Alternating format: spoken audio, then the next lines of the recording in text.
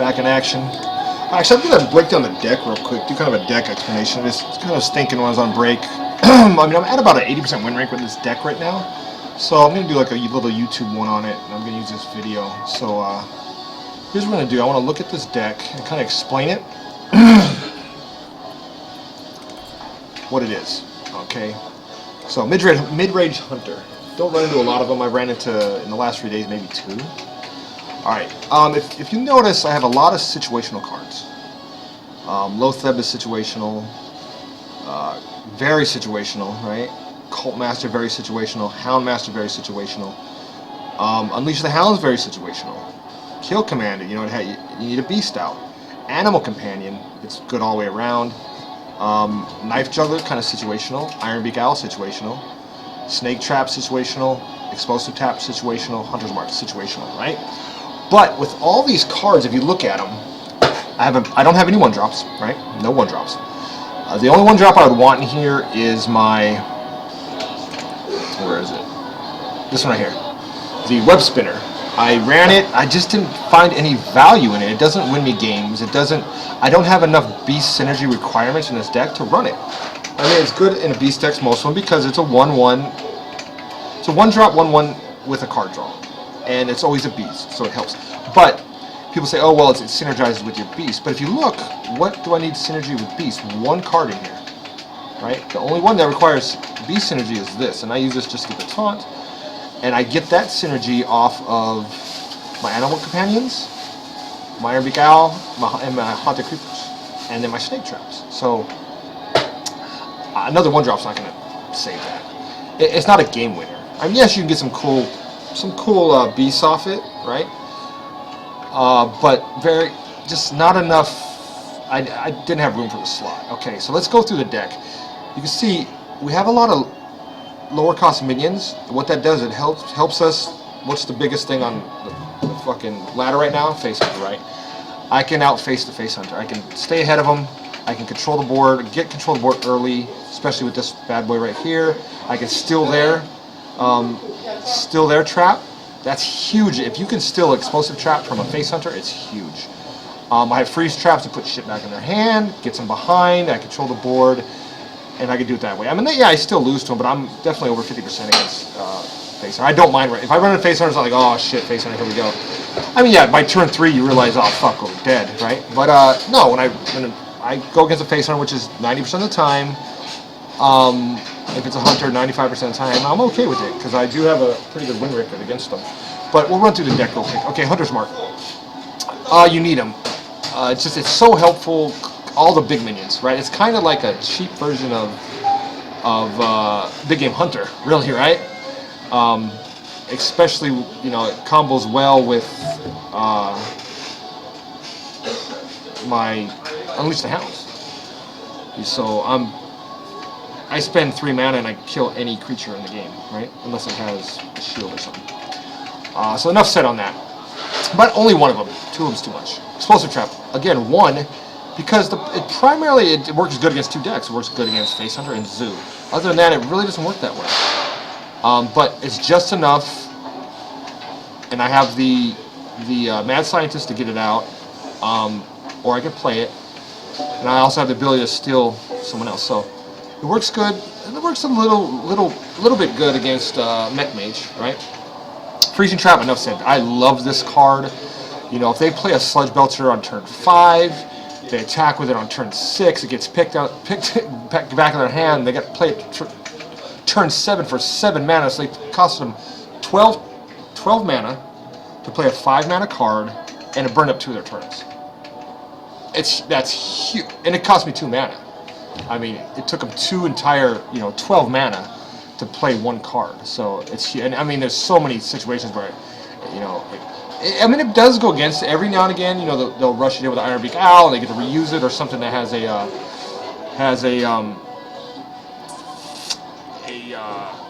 casting cost or a casting thing. But they get to use it again. But for the most part, this is my bread and butter. It works amazingly against Druids. They'll put out those big cards that they spend all this money, spend all this stuff milling into. They'll get it out there. They'll boom attack it, boom right back in their hand. Now it costs more, right? So they'll be ahead of you because they milled, and then they're either even with you or behind. It allows you to control the board. So great. Snake Trap. Snake Trap is really good for a couple reasons. One, it works amazing with my where are they? My knife jugglers, of course. I feel good about putting a knife juggler out there and okay that you're going to attack it because I'm going to do 3 damage to you. Okay. Also works really well with my Houndmaster and my Cult Master. All right, I get a lot of draw off of that card, and it's 3 damage any way I want to split it up. So it's kind of nice. A lot of times too, they'll think, okay, I'm going to do this, and I'm going to go face. So they'll attack the minion. And they're like, oh, they got to change their game plan. Now they got to clear the board. So instead of going to my face, they clear my 1/1 minions. And they can only clear 1 at a time if they have one thing out there. So it could be a real knife. What's best is when they attack you with a knife juggler out, and then you kill it, and it can't attack you. So it works well. And then you still have 3 damage on the board, 3 1/1s, right? That you can also boost with Animal Companion, right? You can get what's that? 1 out. It boosts them up. All right. So Ironbeak Owl, you need silence. There's so many cards in the deck that you just need silence for. There's a legendary for the Paladins always run that if you don't have a silence there, you lose the game. Because it's like a 6/6 with taunt and shield. So what do? You got to spend all your minions trying to get it off the board, and once you kill it, it gives it a 5/3 weapon. So the benefit of the reward for you killing it is losing a game in 2 turns because he's gonna do 10 damage to your face, and this just takes care of that. I have silences, and now it's just a 6/6, right? And then I can Hunter's Mark it and kill it with anything, right? With anything. So really good card. Mad Scientist. I'm running 4 traps. It's a must. If you're gonna run traps, it's a must because it's literally a 5 mana. It's a 4 mana card because you put it out for 2. The Death Rattle spawns one of these that costs 2 mana, right? So you put them out there just to kind of control early game, and you don't mind if they die. You really don't because now you're getting a reward for dying. Also, if someone were to steal my Mad Scientist like Priest do, the Death Rattle don't work for them because they don't have any traps in their hand unless they stole one from you somehow. All right, so it's a must if you're gonna run traps. Eaglehorn Bow. No, I mean it's stable in all hunter decks pretty much, and it's got synergy with the 4 traps. I get in trouble every now and again. I take too much damage from clearing shit with it sometimes. Yeah, I mean late game it works really well. It works good with your hero ability. You're doing 5 damage at the end. If you just need to finish them off, in 2 turns you put one out. Turn 10 by turn 12 you can do 10 damage. And you have enough mana to use your hero power at that point. Animal Companion, great card. I was thinking about honestly a new card where it's 5 mana, but you get to choose which one you want to be. Situational. If you want to be a 2/4 that gives all your creatures a +1 attack, or if you want a 4/4 taunt, or if you want a 4/2 charge, but it would cost 5 mana. It's kind of cool idea. But yeah, I mean this is a huge turn 3 card. I mean it can. Sometimes you get unlucky and you don't get the one you need, but pretty much they're useful. It's really good if you have, let's say you got some Haunted Creepers out and they died, and now they're. Oh, we didn't actually talk about Haunted Creeper. We'll talk about that real quick. Haunted Creepers. They synergize with my Houndmaster. They give me, extra attacks on my knife jugglers. They give me extra feeding for my Cult Master. It's really good. The good combos where you get this out, play your knife juggler in turn 3, and then attack into and get the 50/50. If you hit the 50/50, it's huge, right? But that also works well with my Animal Companion because I can boost the 1/1s he spawn. Now they're 2/1, right? So it works really well together. Great cards. Kill Command. I only have 1 because I just needed some room for some other things. Yeah, it's just a finisher at the end, or to kill a Sludge Belcher if you have a beast out, or just it's an extra attack on your. It's like an extra longbow, right? So, but it's good when you do the 5 damage with it. It helps at the end if you have this. If you have this out, a beast out, your hero power, and your bow, you're doing 10 damage. end of the game, it should be enough to finish him, right? Unleash the Hounds. Wow, this is a game changer, right? I mean, it really is. It just synergizes well with so many of my cards. It give me card draw, give me extra arrow attacks, and clear the board. It can, you know, a lot of times I'll get them out there and I'll go to the face. Now they have to spend their turn, so I'll do 4, 5, 6 damage to their face with it. And then now they have to use their minions killing my 1/1s instead of it going to my face. So it turns the game around. Love that card. Cult Master. This deck, I was always low on cards, and I was thinking, what's the best way to get card draw? Well, they nerfed the damn, what was that? The one card they had, the Hunter card, something Eagle or some shit, Buzzard, Starving Buzzard, Savage Buzzard, something.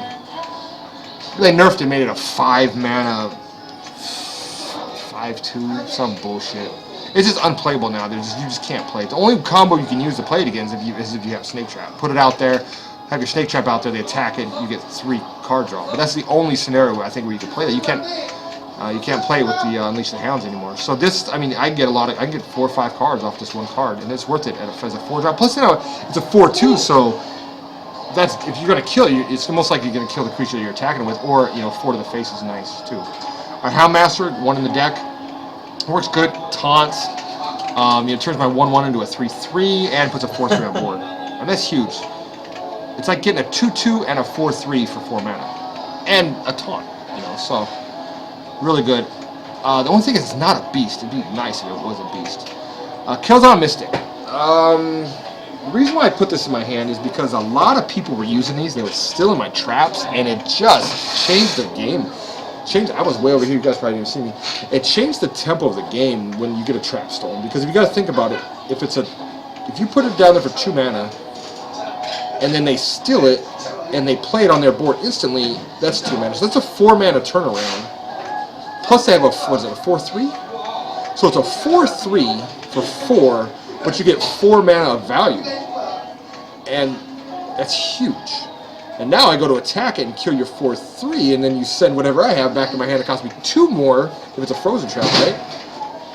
So that's another 2 mana. So, I mean, it's just it's a good card. Very situational, but when you pull it off, you can win the game. And I like getting cards. I mean, a lot of these cards in here are just, you can win the game off, and that's why I chose to play them. So very situational. A lot of people don't like running. I was running Flare, but I just found this is a bigger game change. Because in the end, it's a 4/3. You're going to play it late game anyway, get a 4/3 body out there, whatever. Pilot Shredder, of course, stable in most decks now. I mean, it's just a solid, probably the best 4-drop of the game. Get some pretty crazy drops out of it sometimes. Some amazing, some like, oh shit, I just lost the game because of that. But all in all, it's an amazing card. Loatheb, enough said. You play that on the right turn, it wins the game. I found if you could time this against Warriors and Rogues especially, you can really mess up a Rogue's whole curve if you could play this on the right turn. In Mages too. Most decks, you play that, they're stuck because if they don't have a big minion on board, how are they going to clear it? Usually they would use a spell to clear it, right? But they can't now because it's going to cost 5 more. So now it gets to stick on the board for the extra turn where you get to attack with it. Huge. And then 1 Sludge Belcher, of course, just helps to protect a lot of this other stuff. Really good late game. Savannah Highmane, the best hunter card there is. Really OP card. 6/5 spawns 2/2/2s. I mean that's huge. You get a lot of value off this card, and it's hard to deal with late game. Because even if you kill it, I'm still got 4 damage coming at you next turn, right? And they're beasts, so they synergize with all my stuff. I mean, all that. So, in the Dr. Boom, hey, I don't know a deck that really doesn't run Dr. Boom. And then my last card, but Dr. Boom, again, it works really well with my Cult Master, with my Knife Juggler. So yeah, it synergizes well with both of them. And then King Krush. This is a card I never see ran.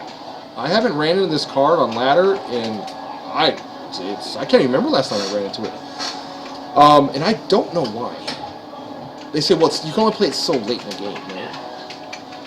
But most